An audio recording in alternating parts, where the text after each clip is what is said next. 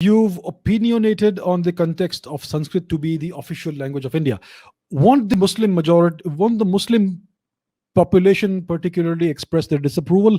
And if it becomes an official language, won't we have a shortage of vocabulary, especially when it comes to subjects like chemistry, biology, sciences, etc.? And do we even have enough Sanskrit literature? So yes, I am of the opinion that Sanskrit should be India's official civilizational language, which it is a status this language has had for thousands of years. It is this alienation of our ancestral civilizational language from us that is deracinating us, and it is contributing to India's decline as a culture, as a nation, as a civilization. We are uh, losing our roots, we are losing our heritage, we are losing touch with our own culture and our heritage. So, and Sanskrit is the oldest known language, and it is the language that is the richest and most scientifically oriented. So the question is, want the Muslim people express their disapproval? I don't see why the Muslim people should express any disapproval towards Sanskrit. It is their ancestral language as well. The Indian Muslims are our brothers and sisters. They are the descendants of Indians. All their ancestors were Indians, whether it is India, Pakistan, Afghanistan, Bangladesh, or wherever else. Their ancestors are the same as us. The DNA is the same as us. So I don't see why they would not want to honor the language of their forefathers and foremothers. I don't see any reason why that would be true. If certain political outfits within that community express their disapproval, then they would be in a small minority. India is a democracy, and in democracy, the will of the people is what matters. There will always be some opposition here and there. I mean, your name is Sanat Thoibi. You're from Manipur, right? In Manipur, I know there's opposition towards Sanskrit from some people, and towards Hindi as well. And there is this new wave of youngsters who are coming in and who are demanding that English should be the official language. I mean, do you even know the history of Manipur? Do you know what happened in 1891? What the British did to the people of Manipur? They hanged your crown prince in public in front of 8,000 Manipuris in the city of Imphal. Yes, and the great General Thangal. Do you know how they destroyed Manipuri society? And yet today's youngsters in Manipur want English. They love English. This is because of deracination, because you're not taught what happened, because you don't have any emotional connection to what happened just a century ago, to the humiliation and the atrocities that were perpetrated upon the people of Manipur. So this is the kind of thing that's happening in India. We are deracinated. We have lost touch with our past, and that's why we worship all these false gods and the false ideals and these inferior languages and inferior foreign cultures. The point is, Sanskrit has to be brought back as the official language of India. It is the only language that is suitable and would be acceptable to all right minded people. I'm not saying left minded or right minded. I mean, all intelligent people who know their true history.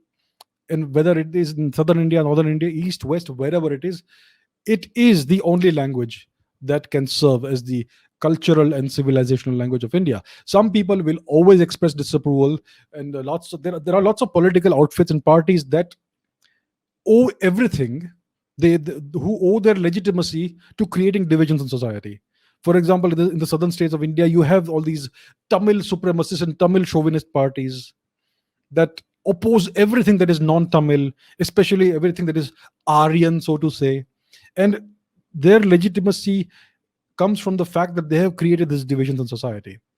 And they've created these false sense of alienation in society that the Tamils have been oppressed for 2,000 or 5,000 years by the Aryans. And that's why we need to have a Tamil identity, reject everything that's non-Aryan. These are all fake categories that have been created by the British. So once India is a little bit more educated and more in touch with its actual true history, this sort of disapproval or opposition will come down. And of course, you need a strong leader who can actually do this. There will always be opposition no matter where you are in the world. And that's why you need strong leadership. In the absence of a strong leader, India will remain disunited and fragmented. Only when you have a leader of the caliber of the greats of the past will India unite again. And that can happen almost overnight, once you have a strong leader in place. So Okay, the other question is, once if it becomes an official language, will we not have a shortage of vocabulary, especially when it comes to subjects like chemistry, biology, etc.? Sanskrit is the richest language in the world. It has more than 90 synonyms for the word love. It has more than 30 synonyms for the word snow, and it has the richest scientific vocabulary in the world. The uh, the Russian chemist Mendeleev, who is the father of chemistry, the father of the periodic table, he assigned Sanskrit prefixes to the elements in the periodic table. So he recognized the superiority of Sanskrit over Latin or any other European language in terms of uh, in the nomenclature of chemical elements and other scientific words. I would say that Sanskrit is actually better suited than Latin in the nomenclature of taxonomy of animals and species and all that, and other things as well. I would say that once Sanskrit is officially, it becomes this language of education, especially in science, a new vocabulary will automatically evolve from the usage of sandhi, etc., that covers all of these subjects, including the most advanced, cutting-edge scientific subjects, quantum mechanics, string theory, whatnot.